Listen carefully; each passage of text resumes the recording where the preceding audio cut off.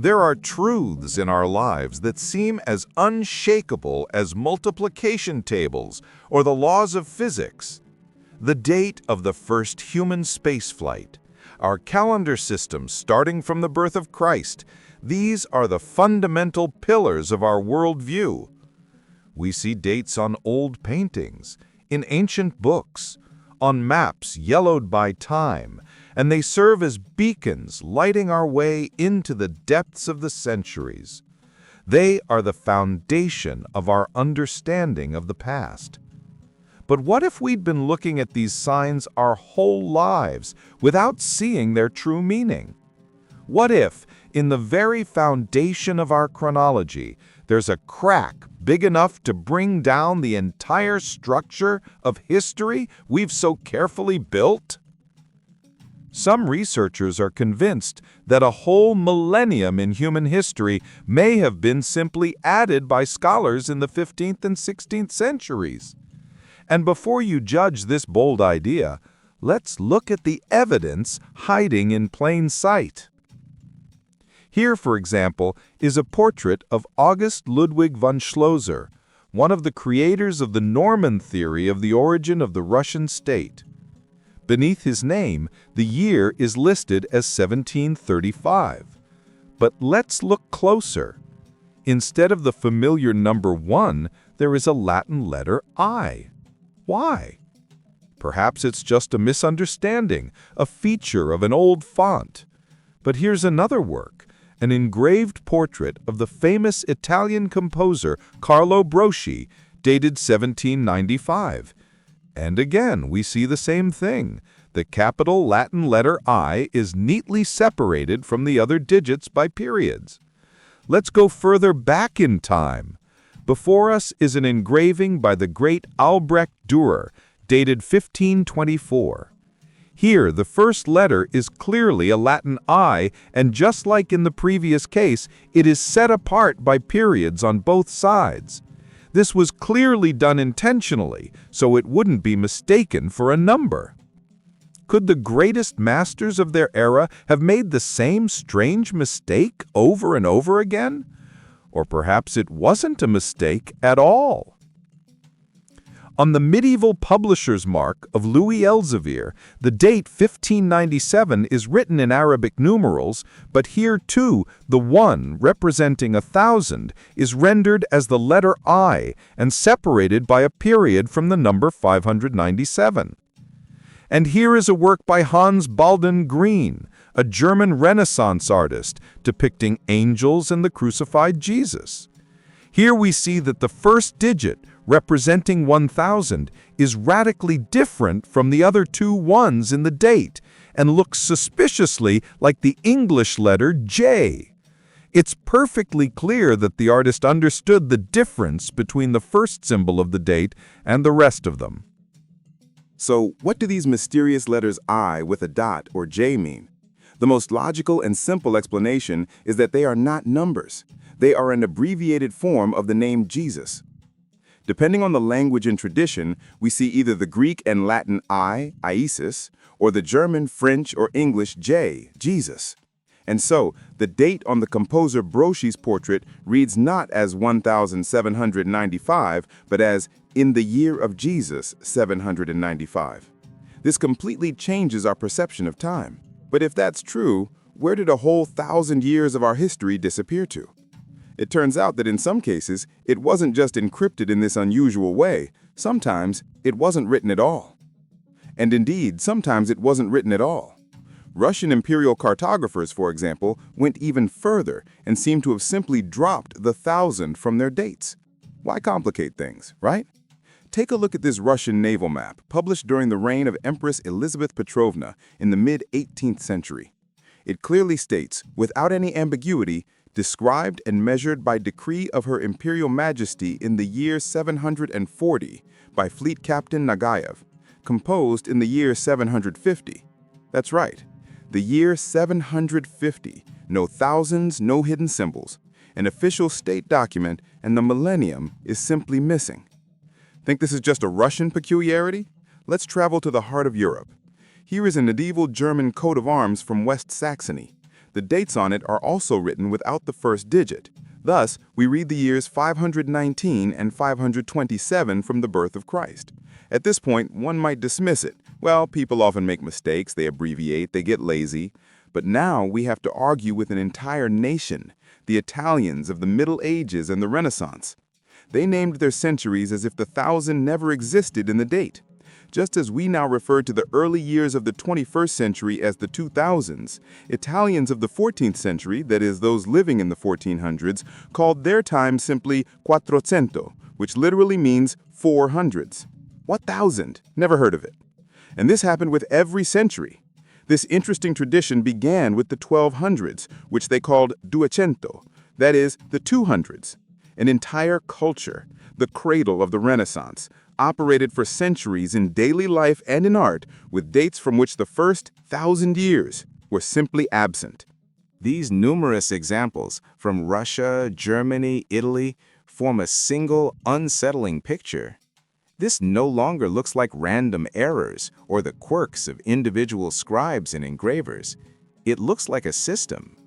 It seems that up to a certain point in history, people either didn't know about the existence of an extra 1,000 years in the calendar or deliberately omitted it as unnecessary.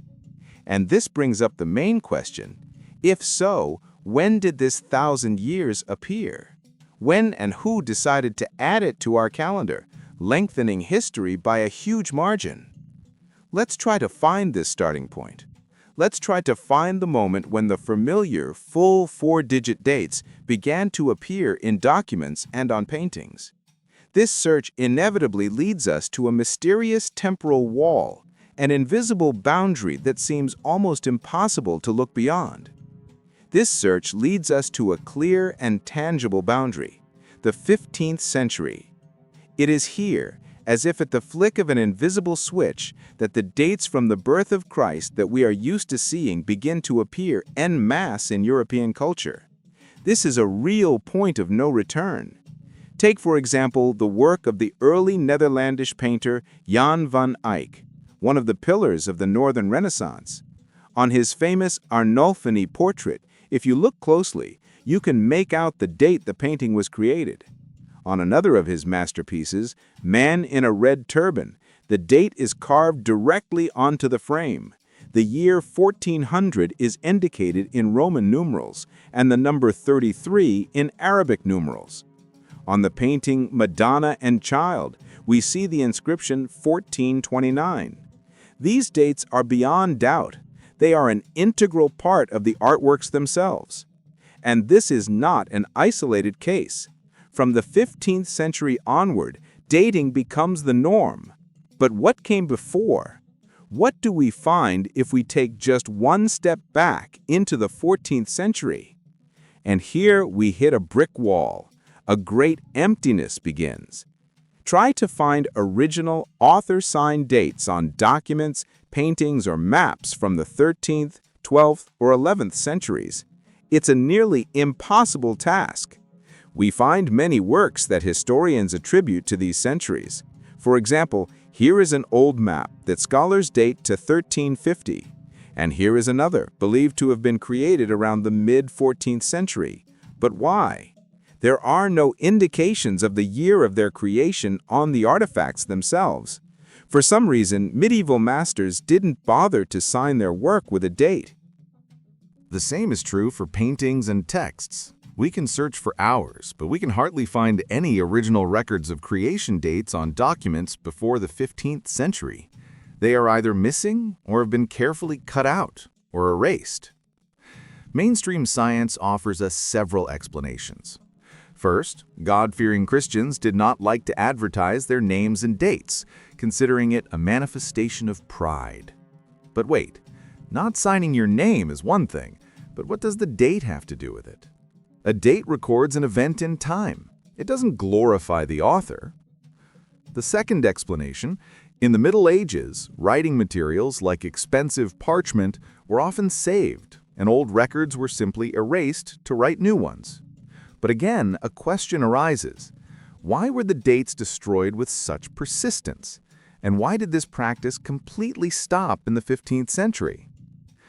Perhaps they will tell us that people of that time were not so concerned with precise chronology. But is it believable that for centuries, no ruler, chronicler, scholar, or merchant was interested in when exactly an important treaty was signed, a chronicle was written, or a work of art was created? This contradicts the very logic of civilization's development. This dark timelessness, this strange void, suggests that it's not about the modesty of masters or saving parchment. Perhaps these hundreds of years, devoid of their own dates, were not just dark. Perhaps they were artificially inserted into the chronology later. What if we remove this thousand-year bubble, which seems to be filled with nothing but the guesswork of historians? If we do that, the scattered fragments of the past begin to form a much more coherent and logical picture. This brick wall, this chronological void, raises the question, what if we are trying to find something that never existed? And then a bold but logical idea emerges, most fully articulated by the mathematician Anatoly Fomenko and his colleagues. What if there was no thousand-year gap between so-called antiquity and the Renaissance?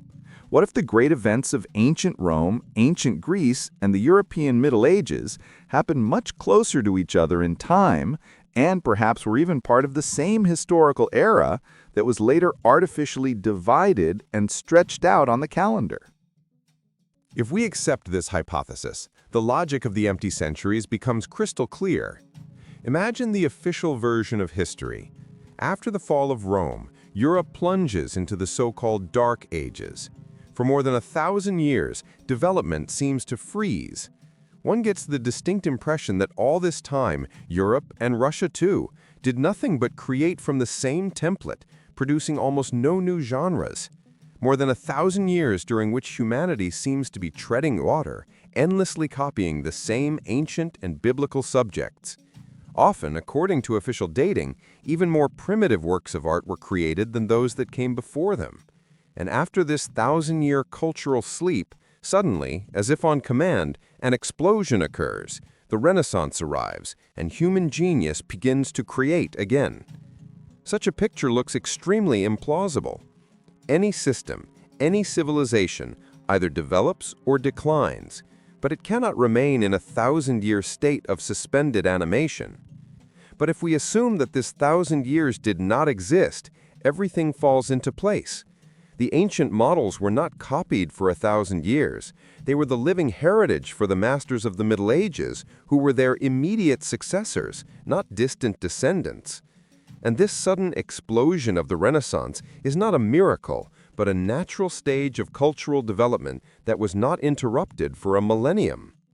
If we mentally collapse time, removing this artificial bubble, we get a complete event-filled picture where there is no room for stagnation, but continuous movement, revolutions, reforms, intrigues, and wars. Evidence that history was literally stretched by hand can be found in the works of chronologists of the past. Look at the chronological table of Pierre Duval, created in the 17th century. It clearly shows that European scholars of that time for a long time simply did not know what to insert into the first centuries of our era, leaving empty spaces there. And in more ancient epochs, they made completely absurd mistakes. For example, the biblical patriarch Abraham, who was considered a contemporary of the Assyrian king Ninus and his wife Semiramis, was shifted by them into deep antiquity by another 1,000 years from the era of those with whom he lived. Historians of the 17th and 18th centuries were so carried away with aging the facts of the recent past that they even began to attribute a 4,000-year history to the peoples of medieval Tartary. If the fabric of history was artificially and so crudely stretched, then its writing must have inevitably left traces of this process, some kind of seams, folds, and duplicates. And such duplicates do exist in huge numbers. In official history, they are known as incredible coincidences. But what if they are not coincidences at all? And indeed, if the fabric of history was artificially stretched, then these seams and duplicates appear before us in all their glory. In official chronology, they are called amazing coincidences, but on closer inspection, they look more like glitches in the matrix, like proof that the past was copied and pasted into different eras. Let's consider one of the most striking and relatively recent examples, the story of the two Napoleons, the first and the third. Their biographies look like a historical echo, like two lives lived according to the same script, with a difference of exactly 50 years. Both were artillery officers. Both came to power in France as a result of coup d'etat. Both suppressed uprisings, including in Ireland. Both waged wars in Turkey. And, most strikingly, even the fates of their sons developed in parallel. They were born and died with the same 50-year difference. Can one believe in so many coincidences? Researchers who have studied this issue have counted dozens of similar duplicate personalities and events, but the story of the Napoleons is just the tip of the iceberg. There is a much larger phenomenon, which has been called the Catherine Shift. According to this theory, the history of ancient Rome as we know it from textbooks and the history of Russia in the 15th to 17th centuries coincide in the smallest details with a constant chronological shift of 1168 years. They are as similar as two cars of the same series produced by the same factory, albeit with a huge time gap. This parallelism is so precise that it seems as if chroniclers of different eras were working from the same manual. As soon as a Roman author mentions, for example, a war with a certain people, his Russian colleague, as if responding to a call across a millennium, invariably places the report of a successful campaign in his chronicle exactly 1168 years later. Thus, Stenka Razin's campaign in Persia turns out to be a surprisingly accurate reflection of one of the wars described in ancient Roman sources. What does all this mean? We are faced with the effect of historical déjà vu. A hypothesis arises that the history we know may not be a unique sequence of events, but a multiple, phantom reflection of the same real incidents. Imagine that the same event was recorded by different chroniclers in different countries and in different languages. Centuries later, when future historians began to collect these scattered chronicles, they did not realize that they were reading about the same thing. They took these records for descriptions of different but similar events and, finding no place for them in their era, simply placed them in the empty centuries of the past, thus creating phantom dynasties and entire duplicate empires. These glitches in the matrix, these astonishing duplicates, are not just historical curiosities for puzzle lovers. They indicate that history was not just accidentally lengthened, but purposefully and methodically rewritten. And if that is the case, the main question remains, perhaps the most important question for understanding our past and present. Who had the power, the resources, and most importantly, the motive to carry out such a grandiose falsification? Why would anyone need to create this extra 1,000 years? Let's pause for a moment and look at the path we've traveled. Our investigation began with a single strange detail: the Latin letter I on old engravings disguised as a number. This led us to documents where an entire millennium was simply missing, as if it never existed. We saw how an entire nation during the Renaissance spoke of its time by subtracting 1,000 years. We hit a brick wall at the 15th century, beyond which almost all author-signed dates disappear. And finally, we encountered shocking glitches in the matrix, historical duplicates and entire phantom empires that make us doubt the linearity and uniqueness of historical events. All this evidence, taken together, paints a picture that is strikingly different from the one in the textbooks. We have gathered enough evidence to at least doubt the official version. So who benefited from creating an ancient history? Who won the grand prize from this great deception? The answer should be sought where power is concentrated. Imagine Europe in the 15th and 16th centuries. This was a time of forming strong, centralized states, a time when young monarchies desperately needed legitimacy. What could be better proof of the right to the throne than an ancient lineage? By creating and extending history, one could prove that the ruling dynasty descended from the great emperors of antiquity or legendary heroes of the past. Such fabricated antiquity gave power a sacred, almost divine status, making it indisputable in the eyes of the subjects. And who had the necessary resources for this? Who controlled the creation and copying of texts? Who held the keys to education and knowledge? The answer is obvious: the Church. Why would the Vatican and other religious centers need to lengthen the chronology from the birth of Christ? Perhaps to prove the antiquity of their own power and the immutability of their dogmas. By stretching history, it was possible to create the Dark Ages, a period in which the Church appeared as the sole guardian of knowledge and civilization. The longer and more ancient the history, the stronger its foundation, the more legitimate its claims to spiritual and sometimes secular dominion over the world. The political and religious elites of that time probably worked together, creating a version of the past that was convenient for everyone. However, we cannot give a final and 100% certain answer. Our goal is not to impose a new truth, but to show that the established worldview can be an illusion. Official history is not a frozen fact, not an exact science.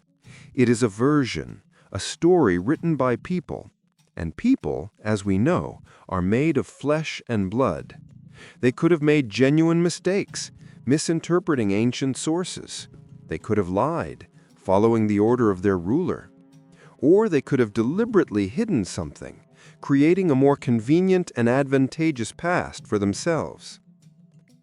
Therefore, you should not take any version at its word, including this one. The main conclusion from our investigation is a call to think critically. Ask questions, compare facts, look for inconsistencies, and do not be afraid to doubt what seems obvious. The past is not a closed book that just needs to be read. It is a vast field for research, full of secrets and mysteries. And it is quite possible that the biggest secret in human history is still waiting for its moment, and for someone who dares to look beyond the official page.